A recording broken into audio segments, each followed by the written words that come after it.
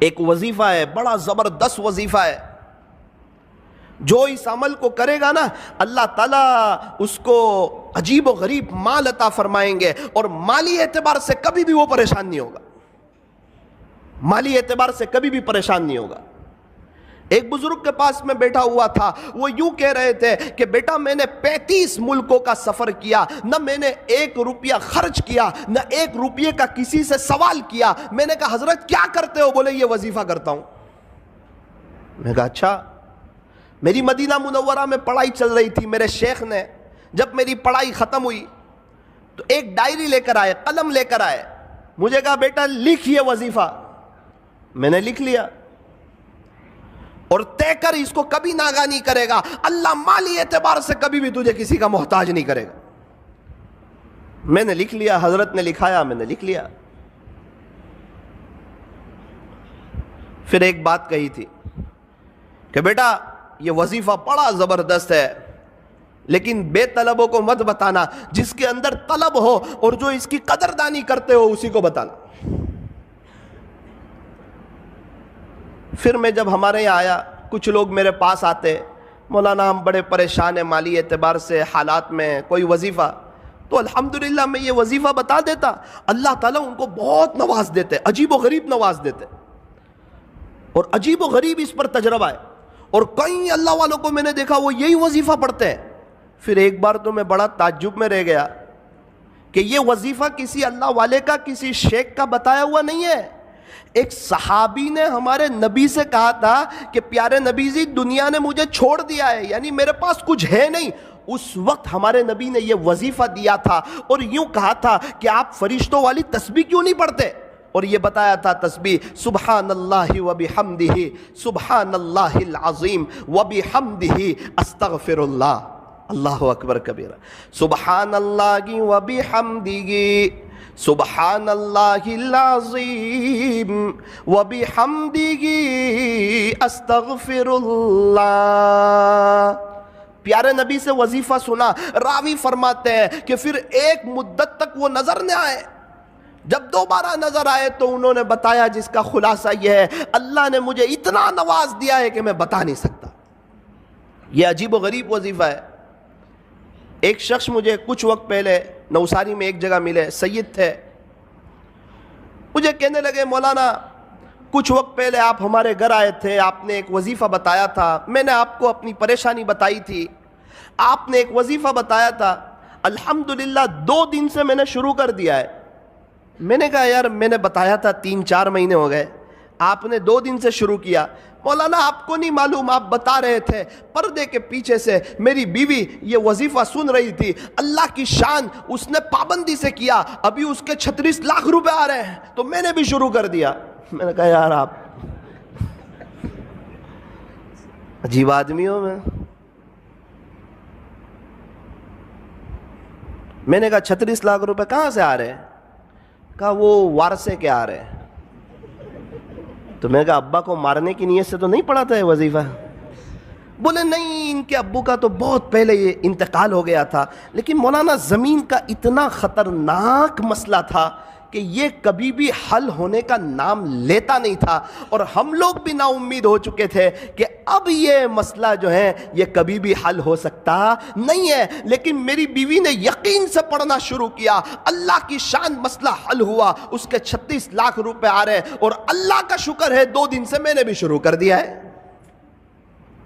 ہمارے نوساری میں ایک بڑے مالدار شخص، ان کے پاس میں بیٹھا ہوا تھا، تو شیخ سے وہ بھی محبت کرتے تھے، مدینہ منورہ کے شیخ سے، تو میں نے ان کو یہ وظیفہ بتا دیا۔ کہنے لگے نا وہ بڑے آدمی ہیں اور ان کا بتایا ہوا وظیفہ کرنا ہی چاہیے۔ میں نے کہا ان کا بتایا ہوا نہیں، پیارے نبی کا بتایا ہوا ہے، یہ کوئی اللہ والے کا بتایا ہوا نہیں ہے، یہ کوئی تجربہ کرنے کا وظیفہ نہیں ہے، یہ تو عمل کرنے کا وظیفہ ہے۔ اچھا کیا بتایا؟ تو میں نے ان کو بتا دیا۔ 2 دن کے بعد مجھے ملے، کہا بیٹا یہ وظیفہ کبھی چھوڑنے جیسا نہیں ہے۔ میں نے کہا کیوں؟ بولے بیٹا پیسہ تو بہت ہے، سب جگہ روکا ہوا ہے، ابھی میں حالات میں تھا کچھ وقت سے، پیسے کے بارے میں ہاتھ میں پیسہ نہیں تھا، زمینیں جائیداد پراپرٹی بہت، ہاتھ میں پیسہ نہیں۔ تو میرا بڑا بیٹا میرے پاس آیا اور یوں کہنے لگا ابا بہت پہلے آپ کے 70,000 روپے میرے پاس تھے، وہ ابھی آپ لے لو 70,000۔ بولے، میں نے بولا پھر؟ بولے اب کبھی یہ وظیفہ نہیں چھوڑوں گا۔ اللہ اکبر کبیرہ۔ اور شیخ خود فرماتے تھے میں نے جس کو بھی بتایا، جس نے بھی یقین سے پڑھا بیٹا آج سب کروڑ پتی ہے، اور جس نے بغیر یقین کے پڑھا وہ جہاں تھے آج وہاں کے وہیں ہیں۔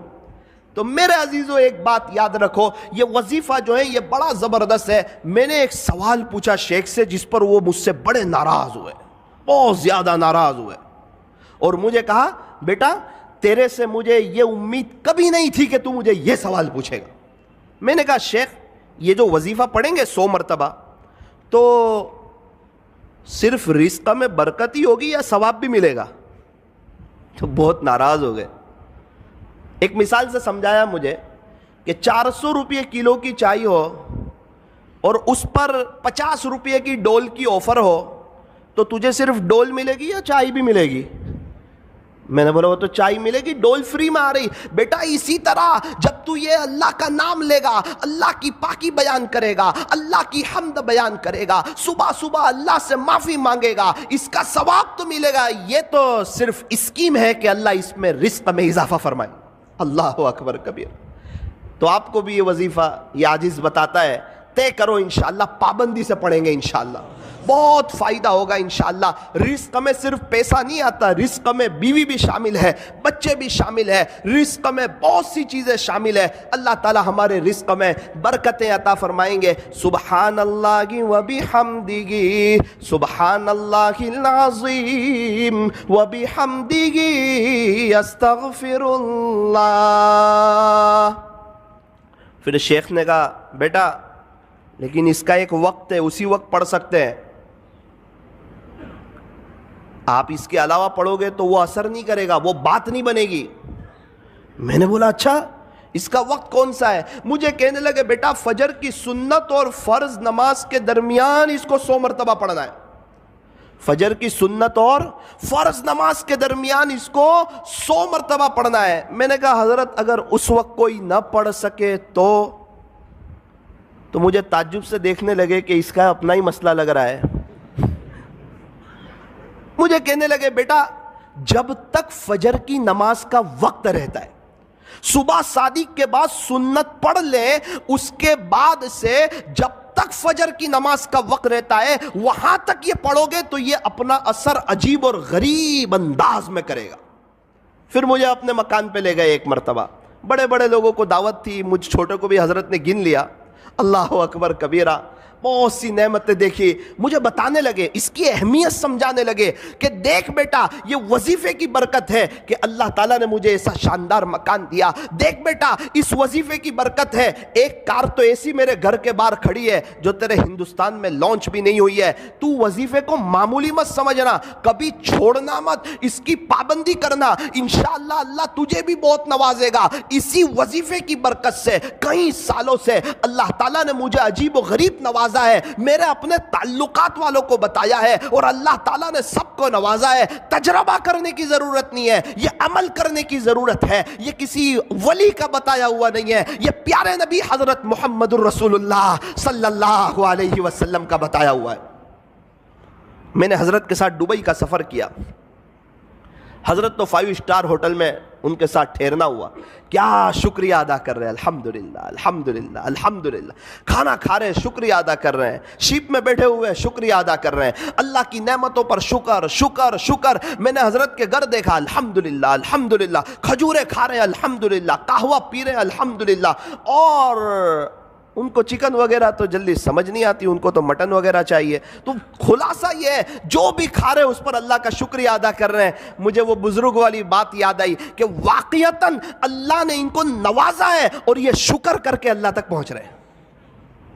فرمایا اللہ تعالیٰ تک پہنچنے کے دونوں راستے ہیں، بندہ شکر سے بھی پہنچ سکتا ہے، صبر سے بھی پہنچ سکتا ہے۔ یوں فرمایا ہمیشہ خوش رہنے کا آسان فارمولا، ہمیشہ خوش رہنے کا آسان فارمولا، نعمتوں پر شکر کریں، مصیبتوں پر صبر کریں، شکر کرنے والا بھی جنتی، صبر کرنے والا بھی جنتی۔